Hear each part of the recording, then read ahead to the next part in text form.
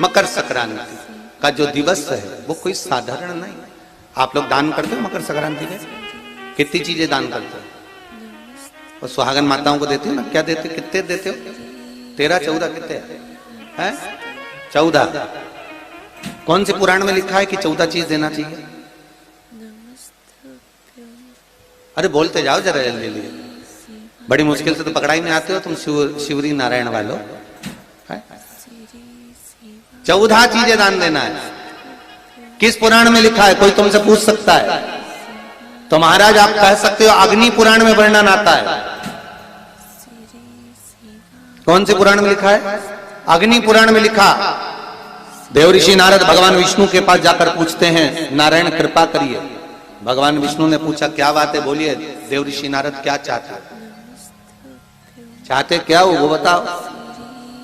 महाराज हमें इतना सा बता दो, शिव जी के यहां जाते हैं तो पहले उनके द्वारपाल से पूछना पड़ता है अंदर जाने के लिए। ब्रह्मा जी के यहां जाते हैं तो ब्रह्मा जी के द्वारपाल से पूछना पड़ता है। इंद्र के यहां जाते हैं तो इंद्र के द्वारपाल से पूछना पड़ता है।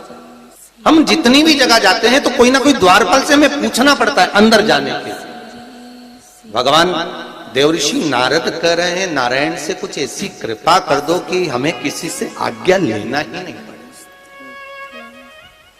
भगवान विष्णु तो उनकी बात को बस थोड़ा सा सुने और अंदर चले गए। नारद जी को लगा हमारा तो कोई जवाब ही नहीं दिया। नारद जी वहीं पर टिक गए, खड़े रहे, नाम जाप करते। विष्णु वापिस आए और देवऋषि नारद से कहा एक काम करो, जब सूर्य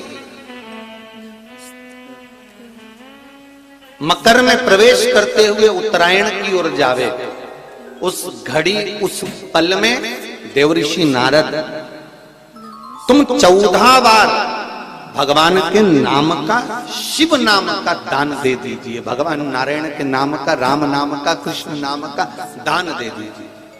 अब देखो यहां पर यह नहीं लिखा कि प्लास्टिक का डब्बा दो। समझ लेना जी जी हो अच्छे से कि लोगों ने दान को कितना भ्रष्ट कर दिया वो बताया जा रहा है। अग्नि पुराण में यह नहीं लिखा कि तुम प्लास्टिक की चाय की चन्नी दो 14, बाल्टी दो 14, या प्लास्टिक का डब्बा दो 14। यहां पर यह नहीं लिखा है कुछ भी हो। यहां क्या लिखा अग्नि पुराण में कि मकर संक्रांति के दिन जब सूर्य उत्तरायण भाव में प्रवेश करे, मकर में जावे, उस समय पर देवऋषि नारद तुम्हारे मुख से अगर 14 बार भगवान के नाम का दान 14 जीवों को दे आओगे तो किसी भी देवता के पास जाओगे तुम्हें परमिशन की जरूरत नहीं पड़ेगी, तुम डायरेक्ट प्रवेश कर जाओगे। डायरेक्ट। अब तुमको अगर वैकुंठ में डायरेक्ट प्रवेश करना हो तो बिना पूछे, तो उसके लिए कहा ही मकर संक्रांति पे दान दो।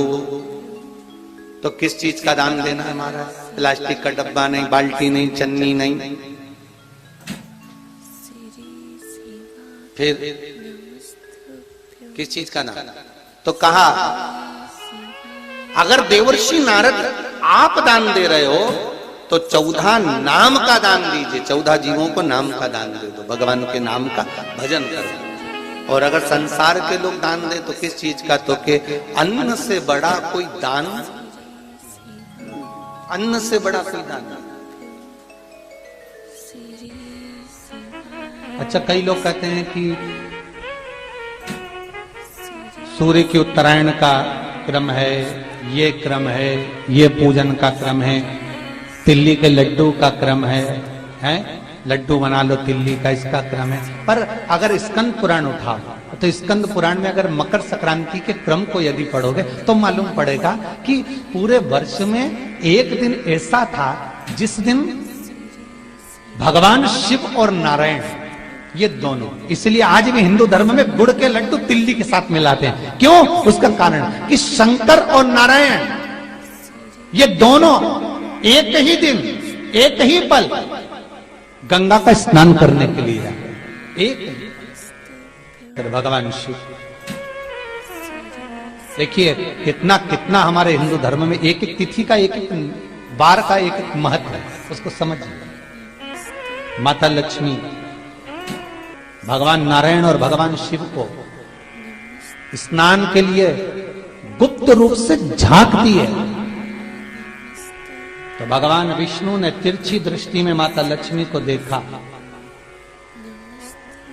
तिरछी दृष्टि। तो माता लक्ष्मी को देखकर भगवान विष्णु शिव जी को देखे तो शंकर भगवान ने कहा, नारायण हमने देख लिया, महारानी लक्ष्मी झांक रही है, हमने वर दे दिया है कि लक्ष्मी का एक नाम गुप्त लक्ष्मी रहेगा, ये छुपी रहेगी। और आज मकर संक्रांति के दिन नारायण और शिव का दर्शन इस लक्ष्मी ने करा है। पर जो गुप्त लक्ष्मी का दान दे देगा उसके घर में कभी कोई बड़ी बीमारी प्रवेश नहीं करेगी। कैंसर जैसा रोग, किडनी और लीवर का रोग नहीं हो सकता। आज भी नियम है कि मकर संक्रांति के दिन एक लड्डू बनाया जाता है गुड़ और तिल्ली का, उसमें 1 का सिक्का 2 का सिक्का या कोई लक्ष्मी उसमें फंसा दी जाती है और लड्डू को पैक कर कर किसी मंदिर में दान दे दिया जाता है। उसको कहते हैं गुप्त लक्ष्मी, जिससे घर में कोई बड़ी बीमारी प्रवेश न हो। वो केवल मकर संक्रांति को ही होता है। कहते हैं मकर संक्रांति है जिस समय पर कल सूर्य उत्तरायण आ जाए और पहले दिन उत्तरायण के दिन ही जब संध्या का समय होता है, शाम का समय होता है महाराज, संध्या का जो समय होता है शाम का, अगर कोई बच्चा पलंग पर बाथरूम करता हो, गंदगी करता हो, सारी औषधि कर ली, दवाई कर ली, और या बच्चा रात्रि को उठकर चिड़चिड़ करता हो या रोता हो रात भर महाराज, उसके लिए, या माता के स्तनों में बच्चे को पिलाने के लिए दूध ना आता हो उसके लिए, या बच्चा रुदन करता हो या बच्चा गंदगी करता हो उसके लिए, कल शाम के समय पर प्रथम दिन में जब भगवान उत्तरायण आ रहे हैं मकर राशि के अंतर्गत, तो शाम के समय पर मकर संक्रांति के दिन गुड़ को पानी में मिलाकर शिवजी पर लेपन कर दो, उसी हाथ को बच्चे को मंदिर के बाहर चटा दो महाराज, फिर वो पलंग पर कभी गंदगी नहीं करेगा महाराज। जिस नारी का स्तन में दूध नहीं आता हो बच्चों को पिलाने के लिए, उसको भी अगर चटा दिया जाए तो स्तन में दूध आना प्रारंभ हो जाए महाराज। जो बच्चा रात्रि को रोता हो, जाग जाता हो, उसको भी अगर वो हाथ चटा दिया जाए तो वो काम करता है महाराज। ये कल के दिन करके देखना, बाद में बताना जरूर हो। शुगर वाले जीव जिनकी शुगर ऊंची नीची हो रही हो, ज्यादा शुगर की परेशानी आ रही हो और इंजेक्शन लेना पड़ रहा हो, उनके लिए निवेदन है काली तिल्ली कल के लिए है ये खास तौर से, बाकी के शुगर के लिए तो उपाय और बाद में बता देंगे, पर कल के लिए जो करना चाह रहे हैं जिनकी शुगर लेवल में नहीं आ रही है, काली तिल्ली शंकर भगवान के शिवलिंग पर समर्पित कर दो और उस काली तिल्ली को जब शिव जी पर चढ़ाएं तो महाराज हाटकेश्वर महादेव का नाम लेना है। कौन से महादेव? हाटकेश्वर महादेव का नाम लेना है और शंकर भगवान पर काली तिल्ली चढ़ाते जाना है। उसमें कंकर नहीं हो, सफेद तिल्ली का एक भी दाना नहीं हो, इसका ध्यान रखिए। उस काली तिल्ली को चढ़ा दीजिए, हाटकेश्वर महादेव का स्मरण कर कर, किसी को जल ना चढ़ाने देना उस समय पर जब आप शंकर जी को चढ़ाएं, और भगवान शंकर की हाटकेश्वर महादेव का स्मरण कर कर 108 रुद्राक्ष से मनके से माला जप लो। वहीं शंकर चढ़ी रहने ना तिल्ली, उसी तिल्ली को वापिस कटोरी में उठा कर लिया, 3 दिन तक लगातार उसको थोड़ा थोड़ा कर कर सुबह के समय खाली पेट खाइए, शुगर लेवल पर आ जाएगी महाराज, आपकी शुगर हाई ऊंची नीची नहीं जाएगी। हाटकेश्वर महादेव का स्मरण। एक दिन ऐसा आता है मकर राशि में सूर्य प्रवेश करता है तो उसे मकर संक्रांति कहते हैं महाराज, ध्यान दीजिएगा। पूरे वर्ष में एक दिन मकर संक्रांति, हमारे हिंदू धर्म में ये दिन है, हमारे हिंदू धर्म में जो ये दिन है। अच्छा, कई लोग कहते हैं कि सूर्य की उत्तरायण का क्रम है, ये क्रम है, ये पूजन का क्रम है, तिल्ली के लड्डू का क्रम है, लड्डू बना लो तिल्ली का, इसका क्रम है। पर अगर स्कंद पुराण उठाओ तो स्कंद पुराण में अगर मकर संक्रांति के क्रम को यदि पढ़ोगे तो मालूम पड़ेगा कि पूरे वर्ष में एक दिन ऐसा था जिस दिन भगवान शिव और नारायण ये दोनों, इसलिए आज भी हिंदू धर्म में गुड़ के लड्डू तिल्ली के साथ मिलाते हैं। क्यों? उसका कारण कि शंकर और नारायण ये दोनों एक ही दिन एक ही पल गंगा का स्नान करने के लिए एक भगवान शिव। देखिए कितना कितना हमारे हिंदू धर्म में एक एक तिथि का एक एक बार का एक एक महत्व है, उसको समझ।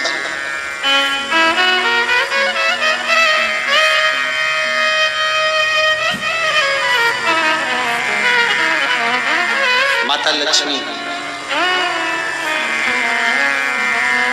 भगवान नारायण और भगवान शिव को स्नान के लिए गुप्त रूप से झांकती है।